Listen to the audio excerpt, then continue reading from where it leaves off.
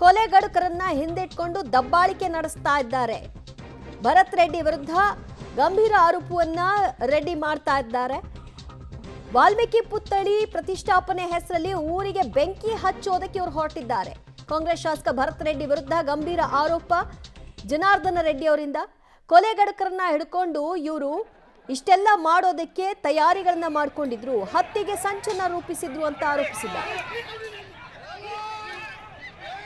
ಗಂಗಾವತಿ ಶಾಸಕರಾಗಿರುವಂತಹ ಜನಾರ್ದನ್ ರೆಡ್ಡಿ ಅವರ ಮನೆ ಮುಂದೆ ಜನವರಿ 3ನೇ ತಾರೀಕಿನಂದು ನಡೆಯುವ ವಾಲ್ಮೀಕಿ ಪುತ್ಥಳಿ ಅನಾವರಣ ಮತ್ತು ಸರ್ಕಲ್ ಅನಾವರಣಕ್ಕೆ ಸಂಬಂಧಪಟ್ಟಂತೆ ಬ್ಯಾನರ್ ಕಟ್ಟತಕ್ಕಂಥ ವಿಚಾರ ಸಂಬಂಧದಲ್ಲಿ ಆರಂಭವಾಗಿರ್ತಕ್ಕಂಥ ಗಲಾಟೆ ಇದೀಗ ತೀವ್ರ ವಿಕೋಪಕ್ಕೆ ತಿರುಗಿರುವಂಥದ್ದು. ಎರಡೂ ಕಡೆಗಳಿದೀಗ ಕಲ್ಲು ತೂರಾಟ, ಮತ್ತೊಂದು ಕಡೆಗೆ ಪೊಲೀಸರಿಂದ ಗಾಳಿಯಲ್ಲಿ ಗುಂಡು ಹಾರಿಸುವಂಥ ಪ್ರಯತ್ನಕ್ಕೆ ಬಂದಿರುವಂಥದ್ದು. ಸ್ವತಃ ನಮ್ಮ ಜೊತೆಗೆ ಮಾತಾಡಲಿಕ್ಕೆ ಗಂಗಾವತಿ ಶಾಸಕರಾಗಿರ್ತಕ್ಕಂಥ ಜನಾರ್ದನ್ ರೆಡ್ಡಿ ಅವರಿದ್ದಾರೆ. ಸರ್, ಈಗ ಗಲಾಟೆ ಆರಂಭವಾಗಿದ್ದು ಯಾವ ವಿಚಾರಕ್ಕೆ ಸರ್? ತಾವು ಗಂಗಾವತಿಯಿಂದ ಬಂದ್ರಿ, ಬಟ್ ಏನಾಯಿತು ಸರ್? ನೋಡಿ, ಇವತ್ತು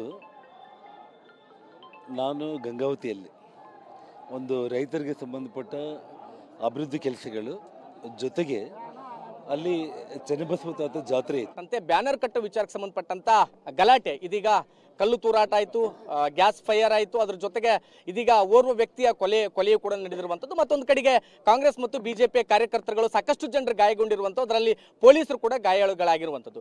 ಇಡೀ ಘಟನೆ ನಡೆದಂಥ ಸಂದರ್ಭದಲ್ಲಿ ಬಳ್ಳಾರಿಯ ಮಾಜಿ ಶಾಸಕರಾಗಿರ್ತಕ್ಕಂಥ ಬಿ ಶ್ರೀರಾಮುಲು ಅವರು ಸ್ಥಳದಲ್ಲಿದ್ದರು. ಸ್ವತಃ ನಮ್ಮ ಜೊತೆಗೆ ಹೋಗಿ ಅವರು ಇದ್ದಾರೆ, ಮಾತಾಡ್ಸೋಗೋಣ. ಸರ್, ಈಗ ಘಟನೆ ಆರಂಭದ ಸಂದರ್ಭದಲ್ಲಿ ನೀವು ಸ್ಥಳದಲ್ಲಿದ್ದೀರಿ ಸರ್. ಘಟನೆ ಯಾಕಾಯಿತು ಮತ್ತೆ ಯಾರಿಂದ ಸ್ಟಾರ್ಟ್ ಆಯಿತು? ಜನಾರ್ದನ್ ರೆಡ್ಡಿ ಅವರು ಗಂಗಾವತಿ ಶಾಸಕರಿದ್ದಾರೆ ರೀ. ಅವರು ಬೆಳಗ್ಗೆ ಆದರೆ ಸಾಕು ಇಲ್ಲಿ ಮತ್ತೆ ಪುನಃ ಗಂಗಾವತಿಗೆ ಹೊರಟೋಗ್ತಾರೆ ರೀ. ಅವ್ರ ಮನೆ ಹೋಗಂತ ಹಾದಿಗೆ ಬ್ಯಾನರ್ ಕಟ್ಟಿದ್ರಿ. ಬ್ಯಾನರ್ ಕಟ್ಟಿದಂಥ ಟೈಮಲ್ಲಿ ಜನಾರ್ದನ್ ರೆಡ್ಡಿ ಅವರು ರಿಕ್ವೆಸ್ಟ್ ಮಾಡ್ಕೊಂಡಿದ್ದಾರೆ, ಎಂಥ ಪರಿಸ್ಥಿತಿಯಲ್ಲೂ ಕೂಡ ನೋಡಿರಿ ನಮ್ಮ ಮನೆಗೆ ಹೋಗೋಂಥ ಹಾದಿಯಲ್ಲಿ ನೀವು ಕಟ್ಟಬೇಡಿ, ಎಲ್ಲರನ್ನ ಕಟ್ಟಿ, ನಂದೇನು ಯಾವುದೇ ತೊಂದರೆ ಇಲ್ಲ, ನೀವು ಒಳ್ಳೆ ಕೆಲಸ ಮಾಡ್ತಿದ್ದು ಹೇಳೋಗಿದ್ದಾರೆ. ಅವ್ರು ಬೆಳಗ್ಗೆ ಹೋಗೋಂಥ ಟೈಮಲ್ಲಿ ಏನು ಹೇಳಿದ್ದಾರೆ, ಇಲ್ಲ ರೀ ನಾವು ಆ ರೀತಿ ತೊಂದರೆ ಮಾಡಲ್ಲ, ನಿಮ್ಮ ಮನೆಗೆ ಹೋಗೋಂಥ ಹಾದಿಗೆ ರಸ್ತೆಗೆ ನಾವು ಬ್ಯಾನರ್ ಕಟ್ಟಲ್ಲ ಅಂತ ಹೇಳಿದ್ದಾರೆ ರೀ. ಸಾಯಂಕಾಲ ಅವರು ಬರ್ತಾ ಇದ್ದಾರೆ ರೀ, ನಾನು ಕೂಡ ಬೆಂಗಳೂರು ಕಡೆಯಿಂದ ಬರ್ತಾ ಇದ್ದಾರೆ.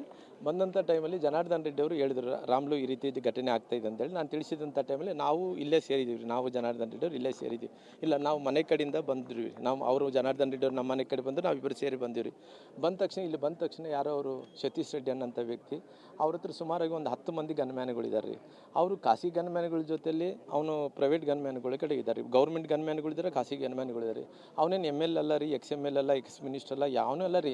ಸುಮ್ಮನೆ ಗುಂಡಾಗಿರಿ ಮಾಡೋವಂತನ್ರಿ. ಯಾರು ದೊಡ್ಡವ್ರು ಮಾತಾಡಬೇಕು, ದೊಡ್ಡವನ್ ಆಗಬೇಕು ಅಂದೇಳಿ ಜನಾರ್ದನ್ ರೆಡ್ಡಿ ಬೈದ್ರೆ ನಾನು ದೊಡ್ಡವನ್ ಆಗ್ತೀನಿ ಅಂತೇಳಿ ಆ ಕಾರಣದಿಂದ ಅವ್ನು ದೊಡ್ಡವನ್ ಆಗ್ಯಾನ್ರಿ. ಅವ್ನು ಹೆಂಗೆ ಫೋರ್ಸ್ ಬಂತ್ರಿ ಅಂದ್ರೆ ಅವ್ನು ಫೋರ್ಸ್ ನೋಡ್ತಾ ಇದ್ರೆ ಅವನು ನನಗಿನ ಅಸ ತಡಿಲಿದ್ರೆ ಅವ್ನು ಏನು ಮಾಡ್ತಿದ್ದ ನಾವು ಗೊತ್ತಿಲ್ಲ. ಆ ಫೋರ್ಸಲ್ಲಿ ಬಂದವನು. ನಾನು ಕಲರ್ ಶರ್ಟ್ ಹಾಕ್ಕೊಂಡಿದ್ದೆ, ಅವ್ನು ನನ್ನ ಕಂಡಿಡಿಯೋಕೆ ಆಗಲಿಲ್ಲ. ಆಮೇಲೆ ನಾನು ಹೇಳಿದೆ, ಯಾಕೋ ಹಿಂಗೆಲ್ಲ ಮಾಡ್ತಾಯಿದ್ರಿ, ಮನೆ ಎದುರುಗಡೆ ಬರೋದು ಏನಿದೆ ಅಂತೇಳಿ. ಅಂತ ಟೈಮಲ್ಲಿ ಅಷ್ಟೊತ್ತೊಳಗಡೆ ಅವ್ರು ಏನಾಯ್ತು, ಖಾಸಗಿ ಗನ್ಮ್ಯಾನ್ಗಳು ನುಗ್ಗುಲ ಅಂತ ಆಯ್ತು ರೀ. ನಮ್ಮ ಕಡೆಯವರು ಕೂಡ ಭಾಳ ಮಂದಿ, ಒಂದು 50 ಮಂದಿ ನಾನು ಬಂದಿರೋ ಕಣ ಮಾತಾಡೋಕೆ ಬಂದಿರೋ, ಹಂಗೆ ಮನೆ ಕಡೆಯಿಂದ ನಾವು ಬಂದಂಥ ಟೈಮಲ್ಲಿ ಒಂದು 50 ಮಂದಿ ಆಗಿದ್ವಿ. ಬಂದಂಥ ಟೈಮಲ್ಲಿ ನುಗ್ಗುಲಾದಂಥ ಟೈಮಲ್ಲಿ ಅಷ್ಟೊತ್ತೊಳಗೆ ಖಾಸಗಿ ಗನ್ಮ್ಯಾನ್ಗಳು ಗುಂಡು ಹಾರಿಸಿದ್ರಿ. ಗುಂಡು ಹಾರಿಸಿದ ತಕ್ಷಣ ಏನಾಯಿತು, ಎಲ್ಲರೂ ಕೂಡ ಭಯಭ್ರಾಂತರ ಆಯ್ತು ರೀ. ಅದು ನಾನು ಹೇಳೋದಲ್ಲ ರೀ, ನಾನೇನ ವಿರೋಧ ಪಕ್ಷದಲ್ಲಿ ಇರೋ ಕಾರಣ ಹೇಳೋದು ಅಲ್ಲ. ಅವರು ಖಾಸಗಿ ಗುಂಡುಮನೆಗಳಿಗೆ ಗುಂಡು ಹಾರಿಸಿದ ಎಲ್ಲರೂ ಫೇಸ್ಬುಕ್ಕು, ವಾಟ್ಸಪ್ಪು, ಟ್ವಿಟರ್ ಎಲ್ಲ ಕಡೆ ಕೂಡ ಕಾಣ್ತಾ ಇದೆ ಹೆಂಗೆ ಹಾರಿಸಿದ್ದನ್ನು ಗೊತ್ತಾಗ್ತಾರೆ. ಗೊತ್ತಾದ ತಕ್ಷಣ ನಾವೇನು ಮಾಡ್ತೀವಿ, ನಮ್ಮ ಹಿಂಬಾಲಕರಿಗೆ ಎಲ್ಲರೂ ಕೂಡ ಗುಂಡು ಫೈರಿಂಗ್ ಆಗಿದೆ ಅಂತ ಟಿವಿಯಲ್ಲಿ ಬರ್ತಾಯಿದ್ರಿ. ಜನಾರ್ದನ್ ರೆಡ್ಡಿ ಅವರು ಅಲ್ಲೇ ಇದ್ರಿ. ಪಾಪ ನಾನು ಆ ನುಗ್ಗುಲದಲ್ಲಿ ಅಲ್ಲೇ ನಿಂತು ಬಿಟ್ಟಿರಿ, ನನ್ನ ಕೈಲಿ ಆಗಲಿಲ್ಲ ರೀ. ನಿಂತ ಒಳಗಡೆ ಜನಾರ್ದನ್ ರೆಡ್ಡಿ ಅವ್ರ ಹತ್ರನೇ ಅವರು ಜಸ್ಟ್ ಮಿಸ್ ರೀ. ಅವರು ಪಾಪ ಅವ್ರು ಎಲ್ಲೋ ಒಂದು ಕಡೆ ಬಡ್ದಿದೆ, ಕಾರ್ ಏನೋ ಬಡ್ದಿದೆ ಅನ್ನೋಂಥದ್ದು ವಿಚಾರ ಮುಟ್ಟಿಸಲಿ ಇವ್ರಿಗೆ, ಅವ್ರ ಕೈಗೆ ಸಿಗಿ ಅವರೇ ಪಾಪ ಹುಡುಕೊಂಬಂದು ರಾಮ್ಲವ್ರೆ ನನ್ನ ಮೇಲೆ ಫೈರ್ ಮಾಡಿದ್ರು. ಆಯ್ತು ಬಿಡ್ರಿ ಅಂತೇಳಿ ನಮ್ಮ ಹಿಂಬಾಲಕರೆಲ್ಲ ಗೊತ್ತಾಯ್ತು. ನಾವೆಲ್ಲ ಕೂಡ ಇಲ್ಲಿ ಸೇರ್ಕೊಂಡಂಥ ಟೈಮಲ್ಲಿ ಅವರು ನೋಡ್ರಿ ಎಷ್ಟು ಪ್ಲ್ಯಾನ್ ಇದ್ದಾರೆ ಅಂದ್ರಿಗಿನ ಎಲ್ಲ ಮನೆ ಮೇಲೆಲ್ಲ ಸೇರ್ಕೊಂಡಾದ್ರಿ. ಇಷ್ಟು ಕಲ್ಲುಗಳು ತೂರಾಟ ಮಾಡ್ತಾ ಇದ್ದಾರೆ. ಒಂದು ಕಡೆ ಪೊಲೀಸರು ಇದ್ದಾರೆ, ಪೊಲೀಸರು ಪ್ರಯತ್ನ ಮಾಡ್ತಾರೆ, ಪೊಲೀಸರ ಮಾತು ಕೂಡ ಕೇಳೋಕೆ ರೆಡಿ ಇಲ್ಲ ರೀ. ಇಷ್ಟು ಕಲ್ಲುಗಳು ತೂರಾಟ ಮಾಡ್ತಾ ಇದ್ದಾರೆ, ಫೈರಿಂಗ್ ಮಾಡ್ತಾಯಿದ್ರಿ. ಮತ್ತು ಆಮೇಲೆ ಗಾಳಿಯಲ್ಲಿ ಗುಂಡು ಹಾರ್ತಿದ್ವಿ. ನಾವು ಯಾರು ಗುಂಡು ಹಾರಿಸ್ತಿದ್ದೆ ಅಂತೇಳಿ ನಾವು ಯಾವತ್ತೂ ನೋಡಿದ್ದಿಲ್ಲ ರೀ. 87ರಲ್ಲಿ ನಾವು ನೋಡಿದ್ವಿ. ಅವತ್ತು ಹೆಣ್ಮಕ್ಳನ್ನ ಒಂದು ಪೊಲೀಸ್ ಲಾಕಪ್ ಡೆತ್ ಆದಂಥ ಟೈಮಲ್ಲಿ ಭಾಳ ದೊಡ್ಡ ಅನಾಹುತ ಆಗಿತ್ತು. ಅವತ್ತು ಫೈರಿಂಗ್ ನೋಡಿದ್ರೆ ಯಾವತ್ತೂ ನೋಡಿಲ್ಲ ರೀ. ನಾವು ತಕ್ಷಣ ಏನು ಮಾಡಿದ್ವಿ, ನಾವೇನು ಮಾಡಿದ್ವಿ, ಈ ರೀತಿ ಆಡ್ತಾ ಇದ್ದರೆ ಜನಾರ್ದನ್ ರೆಡ್ಡಿ ಮನೇಲಿ ಇದ್ದಾರೆ ಅಂತೇಳಿ ನಾನು ಹೋಗಿದ್ದೆ. ಅಲ್ಲಿ ದಪ್ಪ ಅಂದೇಳಿ ಇಷ್ಟು ದತ್ತ ಬಿತ್ತು. ನಾನು ಕೇಳಿದೆ, ಇದೇನಿದು ಪ್ಲಾಸ್ಟಿಕ್ದು ನಳ ಪ್ಲಾಸ್ಟಿಕ್ ಇದ್ದಂಗಿದೆ, ನಳ ಬಿಡ್ತಾರಲ್ಲ ಅದ್ರದ್ದು ಡಬ್ಬಿ ಇದ್ದಂಗಿದೆ ಏನ್ರಿ ಅಂದರೆ, ಇಲ್ಲ ರೀ ಪೊಲೀಸ್ ಗುಂಡು ಅಂತ ಹೇಳಿದ್ರು. ಆಮೇಲೆ ನಾನು ನೋಡ್ತಾ ಇದ್ರಿಗಿನ ಹಂಗೆ ಗುಂಡು ಹಾರಿಸ್ತಾ ಇದ್ದೆ, ದಬ ಹಾರ್ತಾ ಇದ್ರಿ. ಅಷ್ಟು ಒಳಗಡೆ ನಾನು ಹೊರಗಡೆ ಬಂದ ತಕ್ಷಣವೇ ಆಮೇಲೆ ಪೊಲೀಸರು ಅವರು ಇವರೆಲ್ಲ ಕೂಡ ಚರ್ಚೆ ಆಗ್ತಾಯಿದ್ರು. ಆಮೇಲೆ ಈಗ ಬಂದಿರೋಂಥ ಸುದ್ದಿ ಯಾರೋ ಡೆತ್ ಆಗಿದ್ದಾರೆ ಅನ್ನೋಂಥ ವಿಚಾರ ಬಿಡ್ತಾರೆ. ಅವ್ರೇನೋ ಭರತ್ ರೆಡ್ಡಿ ಅವರು ML ಅವರು ಅಂತಂದು ಜನಾರ್ದನ್ ರೆಡ್ಡಿ ಅವ್ರನ್ನ ನಾವು ಜೈಲಿಗೆ ಕಳಿಸ್ವಿ. ಅವರಿಂದನೇ ನಮ್ಮ ಹುಡುಗಕ್ಕೆ ಜೀವ ಹೋಗಿದೆ, ಅವರಿಂದನೇ ಗುಂಡು ಹಾರಿಸಿರೋಕೊಂಡು ಜೀವ ಹೋಗಿದೆ ಅಂತೇಳಿ ನಾನು ಹೇಳ್ತೀನಿ. ನೋಡಿರಿ, ಈಗಿನ ಟೆಕ್ನಾಲಜಿಯಲ್ಲಿ ಯಾರು ಮುಚ್ಚಿಡೋಕ್ಕಾಗಲ್ಲ ರೀ. ಈ ಫೋರೆನ್ಸಿಕ್ ಕಳಿಸ್ಲಿ, ಯಾರು ಗುಂಡಿದ್ದಾರೆ ನಮ್ಮ ಹತ್ರ ಯಾರು ಇವ್ರ ಹತ್ರ ಒಂದು 4 ಗನ್ಮ್ಯಾನ್ ಇದ್ದಾರೆ ಸರ್ಕಾರಿ ಕೊಟ್ಟಂಥ ಗನ್ಮ್ಯಾನ್, ನಮ್ಮ ಹತ್ರ ಯಾರು ಇದ್ದಾರೆ 2 ಗನ್ಮ್ಯಾನ್ ಇದ್ದಾರೆ ನಮಗೆ ಕೊಟ್ಟಂಥ ಸರ್ಕಾರಿ ಗನ್ಮ್ಯಾನ್. ಇವಾಗ ನಮ್ಮ ಕಡೆ ಆರ್ಲಿದ್ರಿಗಿನ ಬೇಕಾದ್ರೆ ಯಾವ ಗುಂಡಿಂದ ಆರಿದೆ ಅಂತೇಳಿ ಪೊಲೀಸವರಿಂದ ಕೊಟ್ಟಂಥ ಬುಲೆಟ್ಗಳು ಎಷ್ಟಿದೆ, ಎಷ್ಟು ರಿವಾಲ್ವರ್ ಎಷ್ಟಿದೆ, ಈಗಿರೋಂಥ ಬುಲೆಟ್ ಟೆಕ್ನಾಲಜಿ ಏನೇನಿದೆ ಎಲ್ಲ ಗೊತ್ತಿದೆ. ಫೋರೆನ್ಸಿಕ್ ಲ್ಯಾಬಿಗೆ ಕಳಿಸ್ಲಿ, ಯಾರಿಂದ ಯಾರು ಗುಂಡು ಆರಿಸಿದೆ ನೋಡ್ಕೊಂಡು ಯಾರ ಮೇಲೆ ಕಾನೂನು ಕ್ರಮ ತಗೋಬೇಕು ತಗೊಳ್ರಿ. ನಾವು ಯಾವತ್ತು ಪ್ರಮುಖವಾಗಿ ಒಂದು ಸಣ್ಣ ಗಲಾಟೆ ಆರಂಭ ಆಗ್ತದೆ, ಇಷ್ಟು ದೊಡ್ಡ ಮಟ್ಟಕ್ಕೆ ಹೋಗ್ತದೆ. ಸೊ ಅಲ್ಲಿ ಏನಾದರೂ ಒಂದು ಆಗಿರ್ಬೋದಲ್ಲ ಸರ್, ಅಥವಾ ಅವರು ಅಥವಾ ಈ ಕಡೆ ಏನು ಅಂಥದ್ದು ಏನಾಯ್ತು ಅಂತ ಸರ್? ಅವರೆಲ್ಲರೂ ಕೂಡ ಈಗೋ ರೀ, ಯಾಕಂದರೆ ಪಾಪ ಅವರು ಸಿನಿಮಾ ಸ್ಟೈಲ್ಗಳಲ್ಲಿ ತೆಲುಗು ಸಿನಿಮಾಗಳಲ್ಲಿ ರಾಜಕಾರಣ ಮಾಡ್ತಾರೆ ನೋಡ್ರಿ, ಆ ರೀತಿ ಸಿನಿಮಾ ಸ್ಟೈಲಲ್ಲಿ ರಾಜಕಾರಣ ಮಾಡಬೇಕು. ನಮ್ಮ ಬಳ್ಳಾರಿ ಮಂದಿ ಆ ರೀತಿ ಒಪ್ಪಂದ ಮಂದಿ ಅಲ್ರಿ. ಮುಂಚೆಯಿಂದ ಕೂಡ ನಾವು ಶಾಂತಿ ಕಾಪಾಡ್ಕೊಂಡು ಬಂದೀವ್ರಿ, ಶಾಂತಿಯುತವಾಗಿ ರಾಜಕಾರಣ ಮಾಡ್ಕೊತ ಬಂದ್ರಿ. ಈ ಹುಡುಗರು ಒಂದೇ ಸಾರಿ MLA ಆದಂಥವ್ರು ಸೇಮ್ ಸಿನಿಮಾ ಸ್ಟೈಲಲ್ಲಿ ರಾಜಕಾರಣ ಮಾಡೋಕೆ ಹೋಗಿ, ಇಲ್ಲ ಜನಾರ್ದನ್ ರೆಡ್ಡಿ ಅವ್ರು ನಾವು ಏನನ್ನ ಅನ್ನೋದ್ರಿಂದ ನಾವು ದೊಡ್ಡವ್ರು ಆಗ್ತೀವಿ ಅಂತೇಳಿ ಹೋಗಿ ಆ ರೀತಿ ಮಾಡೋದ್ರಿಂದ ನಾನು ಬೇಕಂದೇಳಿ ಹಠ ಹಿಡ್ಕೊಂಡು ಜಗಳ ಮಾಡ್ಕೊಂಡಿದ್ದಾನೆ ರೀ. ಅದು ದೇವರ ಆಶೀರ್ವಾದದಿಂದ ಕಾನೂನು ತನಿಖೆ ಆಗಲ್ರಿ. ಅವ್ರಿಗೆ ಜನರು ಕೂಡ ಗೊತ್ತಿದ್ದಾರೆ. ಯಾವತ್ತು ಕೂಡ ನಾವು ಯಾರು ಮನೆ ಹತ್ರ ಇಲ್ಲಿ ನೋಡಿ ಘಟನೆ ಆದಂಥ ಸ್ಥಳ ಜನಾರ್ದನ್ ರೆಡ್ಡಿ ಅವ್ರ ಮನೆ ಸ್ಥಳ, ನಾವಂತೂ ಯಾರ ಮನೆ ಹತ್ರ ಹೋಗಿಲ್ಲ. ನಾವು ಇಲ್ಲಿ ಬಿಟ್ಟು ಒಂದು ರೋಡ್ ಕೂಡ ದಾಟಾಸಿಲ್ರಿ.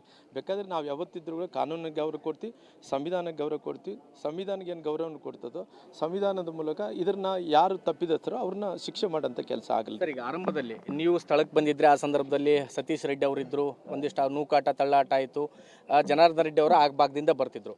ಆಗ ಜನಾರ್ದನ್ ರೆಡ್ಡಿ ಅವರ ಕಡೆಗೆ ಫೈರ್ ಮಾಡಿದ್ರು ಅನ್ನುವಂಥದ್ದು ಸರ್, ಯಾರು ಮಾಡಿದ್ರು ಅಥವಾ ಆ ಸಂದರ್ಭದಲ್ಲಿ ಅವ್ರ ಹತ್ಯೆಗೆ ಏನಾದರೂ ಸಂಚು ನಡೆದಿತ್ತ ಸರ್? ಆರೋಪ ನೋಡ್ರಿ, ಈಗ ಯಾವುದೇ ವಿಚಾರವನ್ನು ಮಾತಾಡೋದು ತಪ್ಪಾಗುತ್ತೆ. ಜನಾರ್ದನ್ ರೆಡ್ಡಿ ಅವರು ನನಗೆ ತಂದು ಬುಲೆಟ್ ನೋಡಿಸಿದ್ರು, ರಾಮ್ಲು ಅವರು ಫೈರ್ ಮಾಡಿದ್ದಾರೆ ನೋಡಿ, ಆ ಬುಲೆಟ್ ಅವರೇ ಆರಿಸ್ಕೊಂತಂದಾರ್ರಿ. ಆ ಬುಲೆಟ್ ತಂದಂಥ ಟೈಮಲ್ಲಿ ಜನಾರ್ದನ್ ರೆಡ್ಡಿ ಅವ್ರನ್ನ ಮೇಲೆ ಮುಂಚೆಯಿಂದ ಕೂಡ ಅವ್ರಿಗೆ ಸೇಡಿದೆ ರೀ.